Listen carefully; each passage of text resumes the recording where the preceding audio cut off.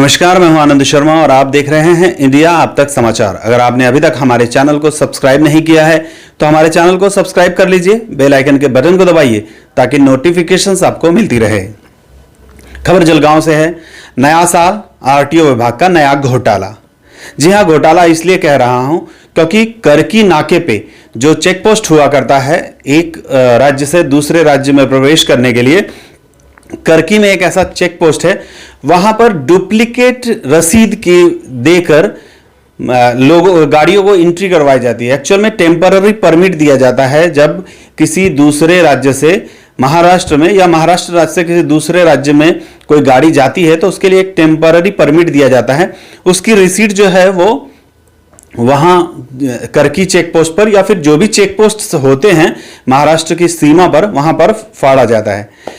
करकी check post पर duplicate पावती यानी सरकारी जो पावती होती है, सरकारी जो रिसीट होती है, उसी की तरह की सेम डुप्लीकेट एक रसीद बनाई गई और उससे गाड़ियों को एंट्री दी गई। उस रसीद को फाड़ा गया जिसका पैसा सीधा भ्रष्टाचारियों की जेब में चला गया।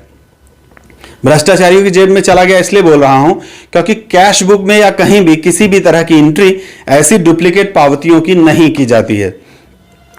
इस संबंध में महाराष्ट्र के पूर्व मंत्री और राष्ट्रवादी के अभी के कद्दावर नेता एकनाथराव खड़से ने भी परिवहन आयुक्त अविनाश ढाकणे जी के पास शिकायत की है।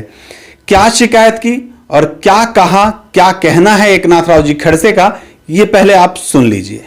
हेलो। हाँ बोले। हाँ खड़से साहब नमस्कार। नमस्ते नमस्ते। हाँ खड़से साहब, आपने परिवहन आयुक्त को एक लेटर लिखा था डुप्लीकेट पावती को लेकर। हाँ, मैंने साल में 2 बार लेटर लिखे जी, तो उसके ऊपर कोई एक्शंस नहीं हो रहे? आरटीओ बैरियर में यहाँ डुप्लीकेट पावतियों पे व्यवहार चलता है और डुप्लीकेट पावती की जो प्रत है वो भी मैंने उनको भेजी थी। मैंने खुद उनसे भी बात किया था, तो अभी तक उनके ऊपर कोई कार्रवाई नहीं हुई। बहुत सारी धांधलियाँ यहाँ चलती है जी, और उसके बारे में मैंने लेटर लिखे हैं, पर उसके ऊपर कोई उत्तर भी नहीं मिलता, न कोई कार्रवाई होती है। 4 दिन पहले भी मैंने बोला था जी, तो एक स्क्वाड भेजा वहाँ जी, तो 2-3 दिन रहता है फिर चले जाता है और लोडिंग के बारे में बड़ी कंप्लेन है। खड़से साहब, अभी हाल ही में 2 दिन पहले ये खबर सामने आई है कि विधायक संजय सावकारे की गाड़ी को अनिल परब के नाम पे ट्रांसफर कर दिया गया। इस तरीके की गलतियां यहाँ हो रही है। ये तो है कार्यालय के लोगों की राजनीति है जी, मुझे वहाँ मालूम है कि आपस में इतने एक दूसरे के ऊपर वो आक्षेप करते हैं छुपे जी, और एक दूसरे को बदनाम करने के लिए ये कुछ न कुछ करते रहते हैं, उसका एक हिस्सा है जी। खड़से साहब, अक्सर वहाँ पे जो चेक पोस्ट है वहाँ से काफी सारी कंप्लेंट्स आया करती है और वो आपके जो आपका जो मुक्ताई नगर इलाका है उससे बहुत नजदीक पड़ता है। तो इस संबंध में आप आगे क्या कार्रवाइयाँ करना चाहेंगे? ये अभी हाल ही में मैंने कल भी कमिश्नर से बात किया और मैंने बताया कि यहाँ के जो परिवहन के जो लोहा साहब है, लोही या क्या नाम, लोही, वो लोही जी, वो साहब का कहना है कि भाई आपके साथ मेरी साठगांठ है। अच्छा, मैंने खुद अविनाश ढाकणे साहब से बात किया कि भाई आपके साथ उनकी साठगांठ है, उसका कहना है, तो मेरा क्या संबंध आता है? बोलो यहाँ चर्चा तो ऐसी है, बार बार कंप्लेंट होने के बाद भी कोई कार्रवाई होती नहीं है और जब कार्रवाई नहीं होती तो इसका मतलब दूसरा क्या निकलता है? ऊपर वालों के आशीर्वाद के इसमें तो हो नहीं सकता। जी बिल्कुल। जी सर, हमसे बात करने के बहुत सारा शुक्रिया sir, thank you. Thank you.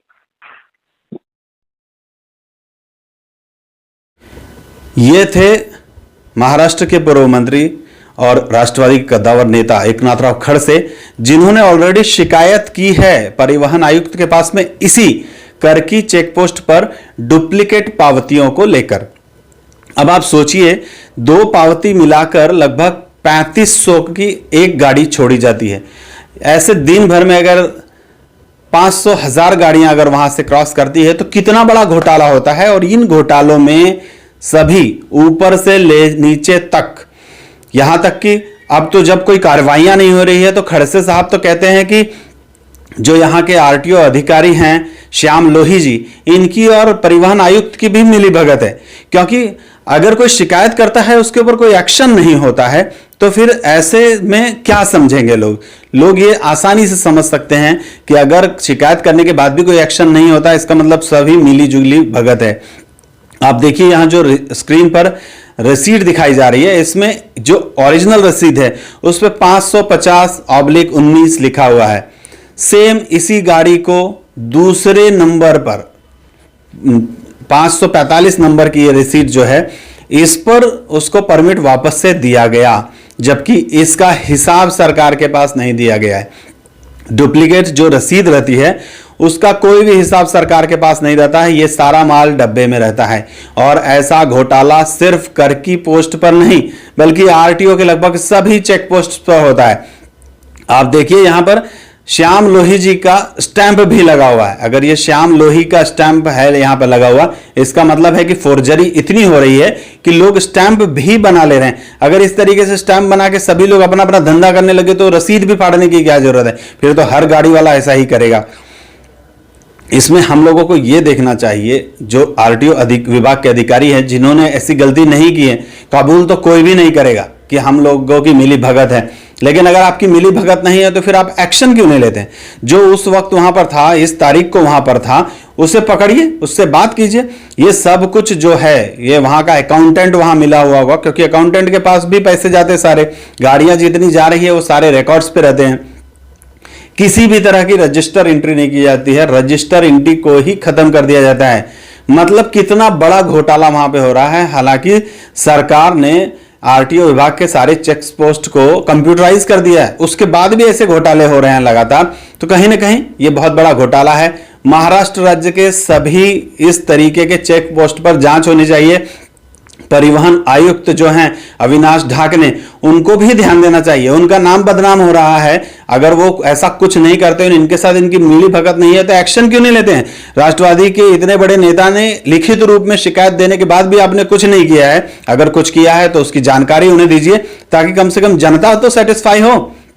और इस तरीके से आरटीओ विभाग में लगातार क्या क्या चलता रहेगा। आरटीओ विभाग का पिछला साल तो बहुत ज्यादा खराब गया है। कई सारे भ्रष्टाचार में लोग लिपटे हुए नजर आए, कई लोगों को वहां पे पकड़ा गया।